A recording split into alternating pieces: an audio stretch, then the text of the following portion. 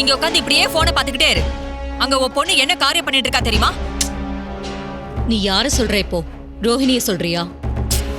அக்கா, நான் உன் பொண்ணு ரேவதிய சொல்றேன்.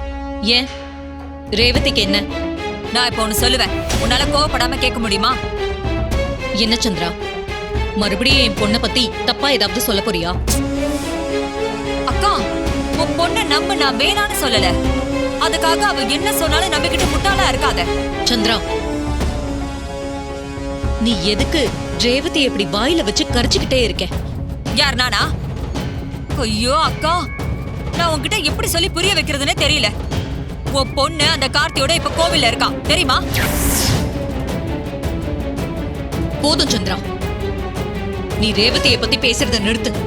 அவ எதுக்கு அந்த கார்த்தியோட கோயிலுக்கு போறா? ஏன்னா ரேவதிக்கு கார்த்தி தான் அவ புருஷன்னு தெரிஞ்சு போச்சு.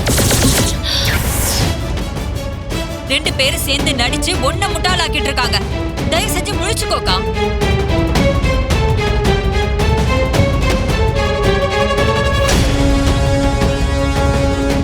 இல்ல, நீ என்ன சொன்னாலும் நான் நம்ப மாட்டேன். ஓ கண்ணு முன்னாடி ஆதாரத்தை காட்டினா நம்புவியா? சொல்லுக்கா, அப்பதானே நம்புவ. உன் பொண்ணு மாப்பிளையும் இப்ப இருக்கிற போட்டோவை காட்டுட்டா? சந்திரா, யார நீ மாப்பிள்ளைன்னு சொல்ற? நான் என்ன சொன்னாலும் நீ நம்ப மாட்டேன்னு ஒரு முடிவுல இருக்கக்கா.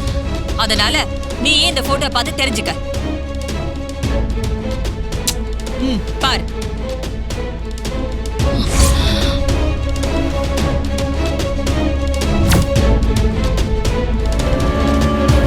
சந்திரா, நீ சொல்றதெல்லாம் உண்மையா? என் ரேவதிக்கு கார்த்திதா அவ புருஷன் தெரிஞ்சிருச்சா? அப்போ அவ்வளவுதானா? இனிமே என் பொண்ணு என் கூட இருக்க மாட்டாளா? இல்ல இல்ல, என் ரேவதி அப்படி கிடையாது. எனக்கு தெரியாம ஒரு நாளும் அவ இப்படி ஒரு காரியத்தை பண்ணவே மாட்டா. ரேவதி மேல நீ வச்ச நம்பிக்கை ஜெயிக்கணும்னு தான் நானும் ஆசைப்படுறேன். ஆனா நடக்கிறது எதுவுமே நீ நினைச்ச மாதிரி இல்ல.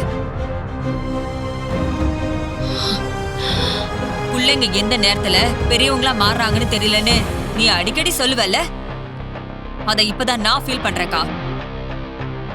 இவ்ளோ நாளா ரேவதி கார்த்தியை பிடிக்காத மாதிரி நடிச்சிருக்கா.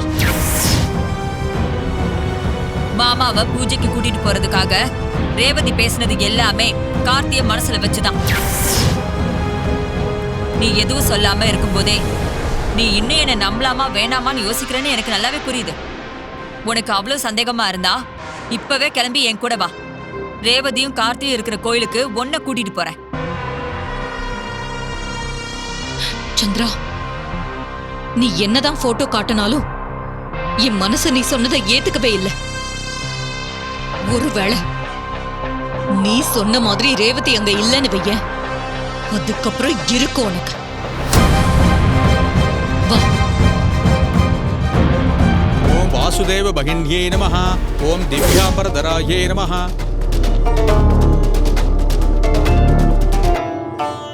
வாக்கா உள்ள போலாம். போட்டோவை பார்த்துட்டு இது உண்மையா பொய்யான்னு யோசிச்சுட்டு இருக்காத. உள்ள வந்து உன் பொண்ணு உன்னை எந்த அளவுக்கு முட்டாளாக்கி இருக்கான்னு பாரு. அப்பதான் என் மேல இருக்கிற சந்தேகம் உனக்கு தீரும். உண்மை என்னன்னு பளிச்சுன்னு தெரியும். வாக்கா வா. ஓம் கட்ககேடதாரண்யே நமஹ. ஓம் சிவாயே நமஹ. ஓம் வரதாயே நமஹ. ஓம் கிருஷ்ணாயே நமஹ. ஓம் குமாரியே நமஹ.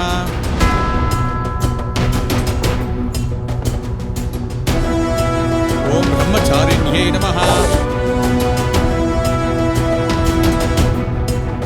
ஓம் சதுர்பக்தராயே நமஹ. ஓம் கிருஷ்ணாயே நமஹ.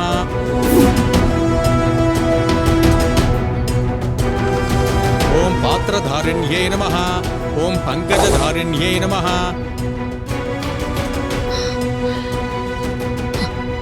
சுத்தி சுத்தி வந்த இடத்துக்கே வந்துகிட்டு இருக்கும். எங்கேயுமே என் பொண்ணு இல்ல. இதுல இருந்து தெரியல. இதெல்லாம் உன் கற்பனை தானே? நானும் இது கற்பனையா இருக்கணும்னு தான் ஆசைப்படுறேன்க்கா. ஏன்னா நீ உன் பொண்ணு மேல எவ்வளவு பாசம் வச்சிருக்கன்னு எனக்கு நல்லாவே தெரியும். என்ன அவங்க 2 பேரையும் எங்க தேடியும் ஆளையே காணோம். எங்க இருப்பாங்க? அந்த போட்டோல இருந்த இடம் இதுதானே?